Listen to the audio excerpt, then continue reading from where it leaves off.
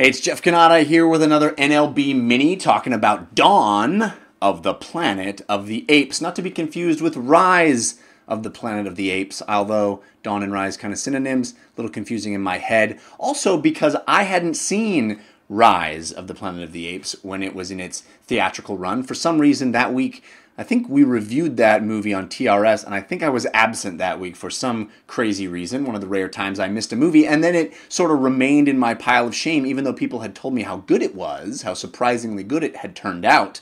I didn't get around to it until the night before I saw Dawn of the Planet of the Apes. I wanted to watch Rise first, and I'm so glad I did, because Dawn is the perfect sequel. It does exactly what you want a sequel to do. It carries through that story. It picks up right, well, not right after. There's some time that has been passed, but it picks up the themes.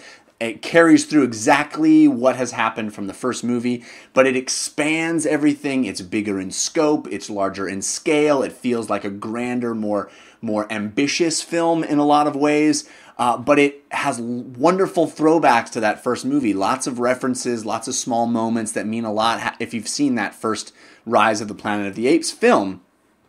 And when I saw Rise just the other night, I think that it might be the best prequel ever made. I would love for you to correct me on a perhaps better prequel. Prequels are hard to do, as we've seen over and over again. And Rise is both a reimagining, but a wonderful prequel. There are all those little Easter eggs showing you that the stuff that we know will happen, if you've seen any of the old Planet of the Apes films, is still happening in that timeline. And one assumes that if the series continues, that we'll get to a true Planet of the Apes style film with a Charlton Heston-esque character arriving on this planet.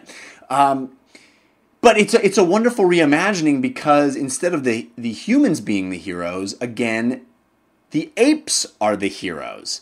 And it really was, Rise really was the story of Caesar. And again, here in Dawn, the story revolves around Caesar. Caesar is the hero. He is our emotional center. He's the person we're rooting for, even against humans, which is a crazy trick for the filmmakers to have pulled off, but they do it really well, and you feel for these apes. You're rooting for them to take over the planet and wipe us out. So it's pretty amazing, and this film delivers. It's really the anti-Transformers. It's everything Transformers is not. The special effects, while spectacular and extremely well executed, fall to the wayside. They are not the stars, even though quite literally they are the stars. The actors, the Andy Serkis as Caesar is quite literally the star of this movie, but we never see that actor's face because we're only looking at a special effect, and yet we never think about it. The special effects are never what we think about. They are, people. I remember Dan Trachtenberg on the Totally Rad show always complimenting Michael Bay for shooting Transformers as if there were no special effects happening. He just shot it, and it just happened to be catching Transformers in those shots. Well, this whole movie is not interested in showing off. It's interested in being a great movie, and it just happens to have tons of special effects in it. It just happens to have actors that are digitally created. And I never was taken out of the movie. I was never feeling like, oh my gosh, that's a digital shot. I was always invested and relating to these characters as characters, understanding how they feel. One of the things I really liked about Rise of the Planet of the Apes was that when the characters were communicating in sign language, there were no subtitles. Well, that's not possible here, because we have whole societies of apes that have to communicate, and we need subtitles to understand where they're coming from. This feels like a grander, bigger, more ambitious movie on every level. The action sequences are higher stakes and more interesting and more visually arresting. There were some incredible sequences that I just found to be so thrilling and so well shot and so well designed and so clear and precise. I loved the tiny moments of humor that happen in the movie. There's a sequence in particular where an ape sort of mimics the old chimpanzee in the movie with, what is that movie with Clint Eastwood?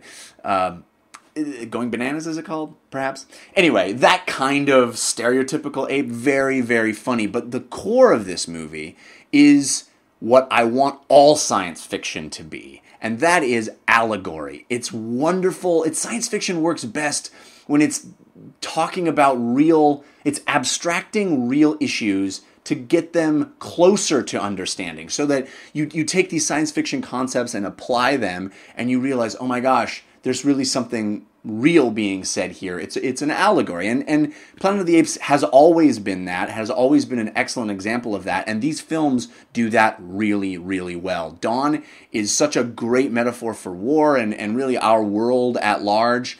It's a metaphor about family, about conflict, about wanting to trust and wanting to do what's right. It's a great story, on top of which is layered incredible scenes, incredible action, really cool characters that are apes. We love these apes. I couldn't believe how much I related to and cared about these characters, and all of them carrying over directly from that first film, bringing forth the it's all new human cast, including some really great actors, Gary Oldman chief among them. But really, the stars of this movie are the heroes that are brought forward. In any sequel, you want to have your heroes from the first movie brought over. And again, we have Koba, we have Maurice, we have Caesar, we have these characters that made such an impression in the first movie, and those are the stars. Those are the heroes of the movie. I loved it. I thought the music was incredible. I thought the pacing was impeccable. I thought the design of the world and how we're stepping forward in time now is so interesting.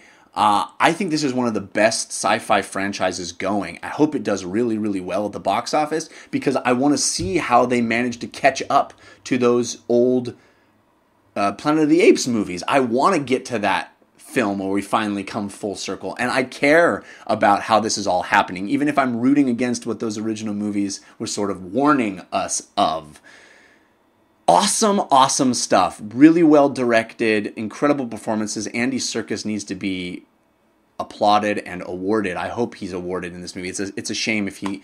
Is there a more interesting actor out there than Andy Serkis doing what he does? There's no one like him doing what he does. So I urge you to go see this. If you haven't seen the first one, it's essential to see it before this one, but it's also an excellent film. I think this one is better in every way. It's one of those rare sequels that's better than the first movie in every conceivable way. It's bigger, it's grander, the special effects are better, the sequences are more interesting, there aren't weird lulls like there were in that first film. Dawn of the Planet of the Apes, one of the best movies of the summer. That and Edge of Tomorrow. And unless you count Captain America, which pre-summer. All right, so more of these videos if you subscribe and like, and we'll be back next time. Thanks a lot for watching.